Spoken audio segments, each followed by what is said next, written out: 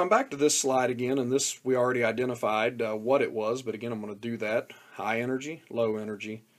First one's going to be the 2 electrons in the first energy level, and then we have the 2s2 sublevel electrons, followed by the 2p3 sublevel electrons. So this represents nitrogen.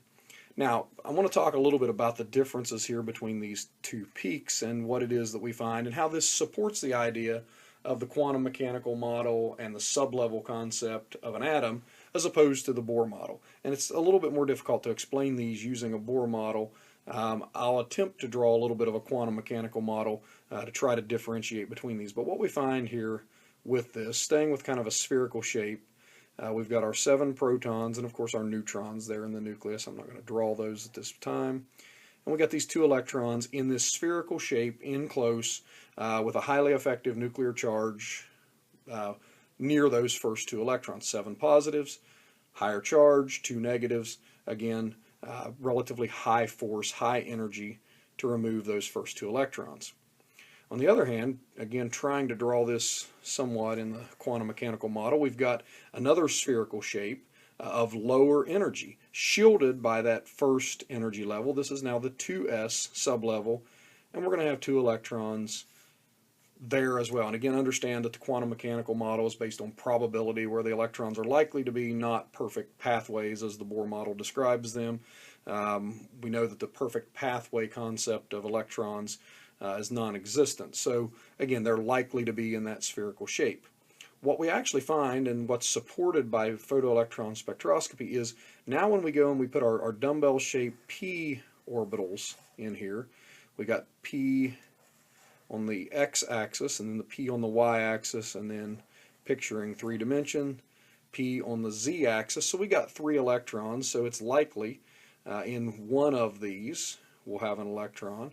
And then also in one of these we'll have that electron, and then we'll have that electron also in the x-axis. So with this one we've got px, py, and pz within the actual orbital itself. So switching now from my electron configuration, I can also do this by way of my orbital diagram. So I've got 1s2, 2s2 configuration, and now we got px, py, and pz. And again, according to Hund's rule, we're going to have an electron in each of those orbitals of a sublevel before any pairing will occur, so we've got 3 electrons there. So what we find is that these electrons in the 2s sublevel have a slightly higher energy than those in the p, and it's because those s electrons in that 2s sublevel actually shield the p sublevel electrons. So that's called sublevel shielding, where the 2s electrons in this case shield the 2p electrons, decreasing the force on the 2p electrons, making it, again, slightly easier to remove those electrons. So in talking a little bit about some of the things that nitrogen can do by way of a concept of charges, oxidation numbers for nitrogen, of course, first off, we know nitrogen's in group 5a, and typically we would, by way of our dot diagram, we would say that nitrogen, when it combines with something that's a cation, something that's less electronegative, that nitrogen forms a -3, that it has this ability to attract electrons from something else in a chemical bond that's less electronegative, and then therefore we would get a charge or a valence on that of a -3. But nitrogen, we also find, forms some cations, and we can explain those cations using the photoelectron spectrum. We find that nitrogen is a +5. Well, that means nitrogen, when it combines with something that's more electronegative, for instance fluorine or chlorine or oxygen, what happens is it's not the nitrogen pulling those electrons to it as much as it is the more electronegative atom pulling the electrons closer within that bond, and it actually, we'll just say it this way, loses 5 electrons to form that +5 ion. Why?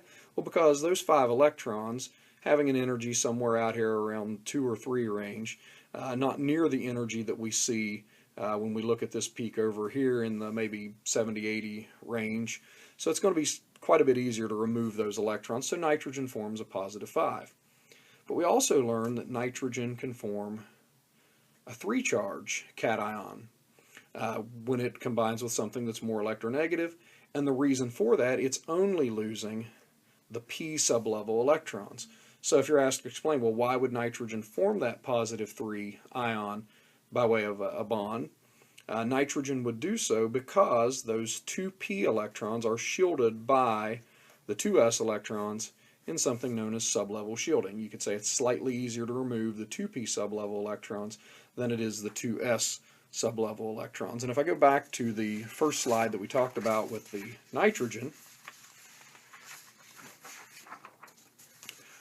we really don't get a complete picture of what's going on here with the nitrogen when we do that, unless we kind of follow the pattern. And you'll notice a lot of the time I follow that same dot diagram pattern where we put the first 2 electrons there. That represents the s sublevel, and then of course Hund's rule, share before you pair, 3, 4, 5, 6, 7, 8. And again, I'm following that off-ball principle part of electron configuration and orbital notations when I do so. So you could still use a Bohr model, but it's going to take some creative thinking on your part. These 3 are slightly easier to remove than these 2 because the 2 here are shielding those. And again, it doesn't really give us a picture of that in a Bohr model, but if you understand enough about electron configuration, you can still use that and go through the explanation as long as you're referencing your photoelectron spectrum to do so.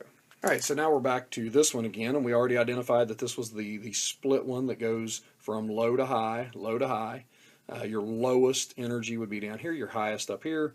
So these were our 1s2 electrons, 2s2, 2p4. So this was oxygen.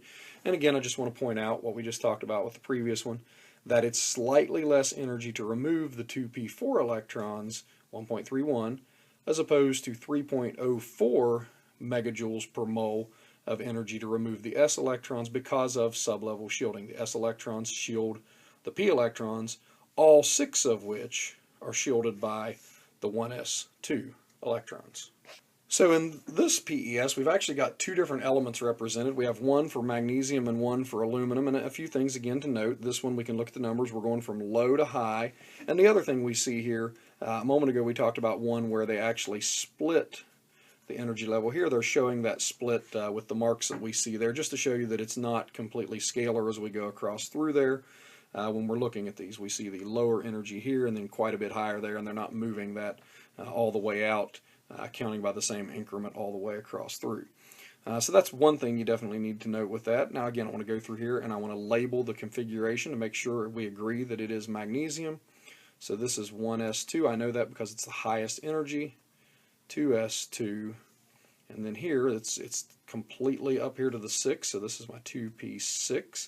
So the second principal energy level is full, and then we end up with 3s2 as our outermost principal energy level. And then dropping down here to the aluminum, we're 1s2, 2s2, 2p6, 3s2, and now for aluminum 3p1. So we've got these electron configurations labeled now, and I want to go through and I want to talk about just a handful of things that we can also explain using our words shielding and effective nuclear charge as they may apply to these. So if I look at these outermost electrons only, and a lot of times we talk about that with ionization energies, again not successive, just talking about either one of 2 electrons here, those have an energy value here. This one's given in electron volts rather than megajoules like some of the others we've looked at, but it's 0.74 for that one. If we drop down to the bottom one, we've got really 3 valence electrons. Now if you take that, you got 2 at 1.09 and 1 at 0.58, and I believe you're going to get an average there right around the 0.9 electron volt. And again, I'm looking at these 2 collectively for just a moment. So what we see here is for the aluminum, collectively, those valence electrons normally require a little more energy to remove than what we see for the magnesium. The reason behind that, aluminum has 1 more proton than magnesium, so we say same shielding, same number of principal energy levels. However, due to that additional proton that we have, the more effective nuclear charge makes it collectively more difficult to remove one of the valence electrons from aluminum, which is also why we would explain that aluminum would have a slightly smaller radius than magnesium. Again, the difference is in the peak. That's sublevel shielding. Slightly less energy to remove those p electrons than it is to remove the s electrons. The other thing I want to focus on here is what happens when we look at the electrons closest to the nucleus, the first principal energy level, that 1s level set of electrons. We see that for aluminum it's 1.51 as opposed to the energy for the magnesium that's 1.26.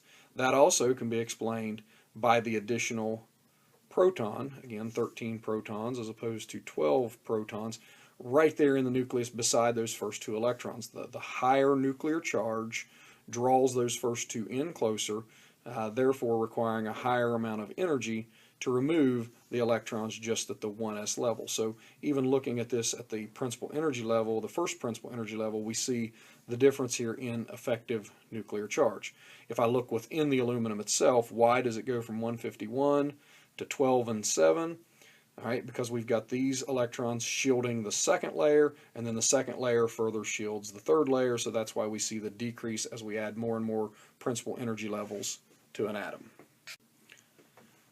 The last one of these we're going to look at, it already tells us what we're looking at. It is sulfur and phosphorus.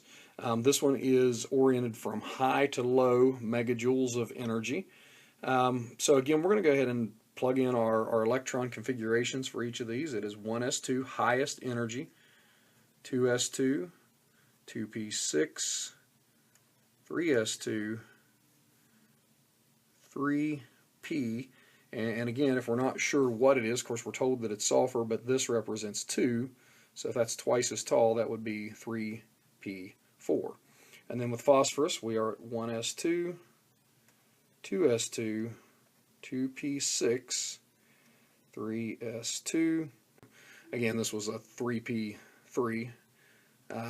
So phosphorus can lose all 5 of the valence electrons that we have here because they are shielded by those underlying electrons. But phosphorus also can form a +3 by losing only the lower energy 3p sublevel electrons because those are shielded by the 3s electrons. So common charges for phosphorus, yes, -3, but also +5 and +3. Similar with the sulfur. Sulfur can form a -2 anion, but sulfur also can be a +6, loses all 6, shielded by the underlying electrons, or loses only the 4 electrons in the 3p sublevel, because those 3p sublevel electrons are shielded by the 3s sublevel electrons. The next thing I want to cover here just a little bit is explaining what we see here, or recapping, I guess is a better word for it, what we see here at the first principal energy level. We see this higher energy for the sulfur, but again there's one more proton there, so that's kind of an indicator of a more effective nuclear charge. And if we look at these peaks collectively in the second principal energy level, we see something really similar going on as well. And then as we move to the outermost principal energy level and we start to look at them within the sulfur itself, they decrease because of shielding.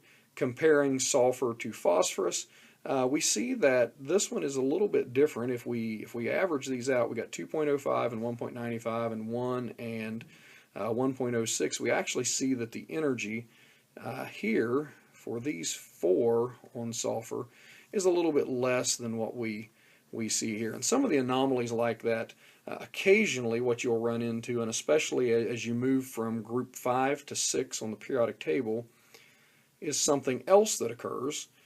And this is, as far as freshman chemistry or high school AP chemistry, probably about as difficult as anomalies would get. But those 4 electrons, we put 1, 2, 3 in our px, py, and pz sublevel, and that's what we see with phosphorus. However, on the other hand, when we go ahead and we add this one in, within an orbital itself, we do get some electron-electron repulsion, which sometimes will cause that energy value to decrease just a little bit and maybe not match up with the prediction that we would have.